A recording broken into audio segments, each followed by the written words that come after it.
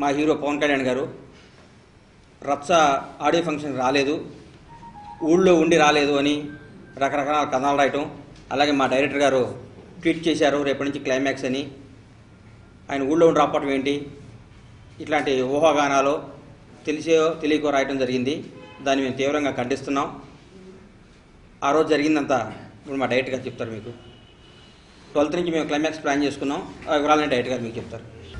నేను రచ్చ audio function వెళ్ళడం కుదరట్లేదు, బికాస్ రేపటి నుంచి క్లైమాక్స్ షూటింగ్ జరుగుతుందని చెప్పి నేను ట్విట్టర్లో ట్వీట్ చేశాను. చేయగానే ఇమీడియట్గా హీరో గారు లేకుండా క్లైమాక్స్ షూటింగ్ ఏంటి భయ్యా అని చాలామంది మెసేజ్లు పెట్టారు. బేసిక్గా నేను చెప్పాల్సింది ఏంటంటే ఇమీడియట్గా రెండో ట్వీట్ కూడా చేశాను. నేను రేపు క్లైమాక్స్ 20 స్కార్పియోలతో చిన్న షూటింగ్ జరుగుతుంది. సో 20 స్కార్పియోలతో తీసే సీన్కి హీరో ఉండదు అవసరం లేదు. Power star is not going to be there tomorrow shooting కూడా పెట్టాను. ఎందుకంటే ఆయన లేరు, ఆయన ఊళ్ళో లేరు, ఇన్ఫ్యాక్ట్ కంట్రీలోనే లేరు. అందుకు రేపు నుంచి ఆయన లేకుండా మిగిలిన పోర్షన్ అంటే కొన్ని పత్రికలు వాళ్ళ ఊహాగానాలకి వాళ్ళు ఇష్టం ఉన్నట్టు రాసిన దానికి ఇప్పుడు పరిస్థితి ఎలా ఉందంటే డైరెక్టర్ ఏ షాట్లు తీస్తున్నా కూడా బయటికి చెప్పుకోవాల్సిన పరిస్థితి వచ్చింది. 20 స్కార్పియోలు నెక్స్ట్ టైం ఏ హీరో నడవలేడు కదా. హీరో లేని వర్క్, హీరో లేకుండా క్లైమాక్స్లో వర్క్ ఏదైతే ఉందో అది స్టార్ట్ చేస్తున్నాం, దాంతో స్టార్ట్ చేస్తున్నాం. హీరో అవుటర్ స్టేషన్లో ఉన్నారు, హీరో 12వ తారీఖు రావాలి. 12వ తారీఖు ఫ్లైట్ డిలేస్ అది ఎప్పుడుంటో తెలియదు కదా. ఆయన ఎప్పుడు వచ్చినా సరే డైరెక్ట్గా షూటింగ్ జాయిన్ అయిపోతారు.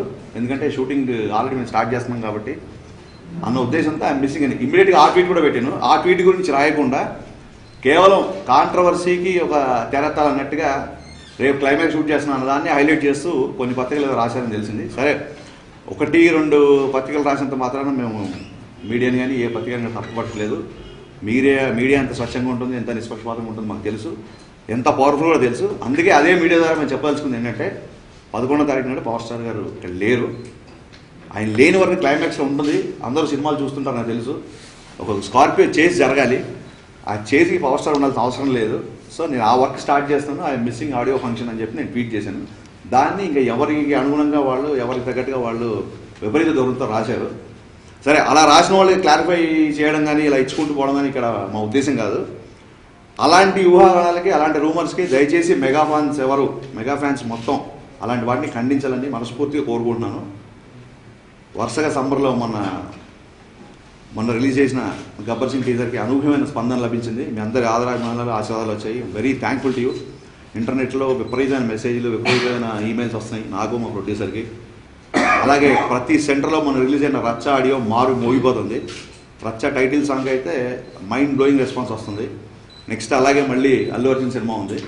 సో మెగా ఫ్యాన్స్ అందరూ ఈ సమ్మర్లో వస్తున్న మా సినిమాలన్నింటినీ ఎంజాయ్ చేసి ఎప్పటిలాగే ఆదరాభిమానాలు మాకు పంచి మీ బ్లెస్సింగ్స్, మీ విషెస్, మీ యొక్క సపోర్ట్ మాకు ఉండాలి.